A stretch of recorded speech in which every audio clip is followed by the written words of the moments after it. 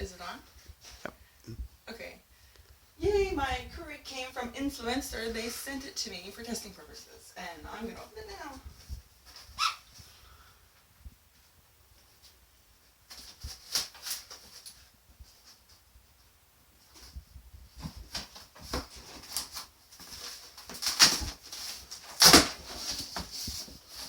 Cool to open stuff before Christmas.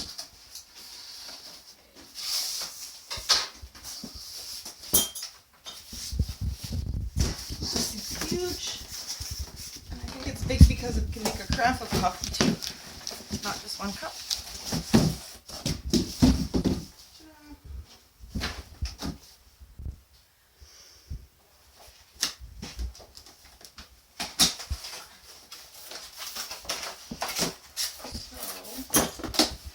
what do we got? Instructions. We'll have to look at those later. Tray. And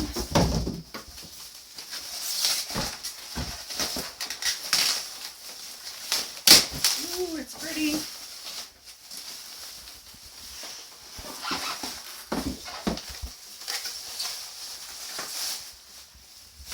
And there it is.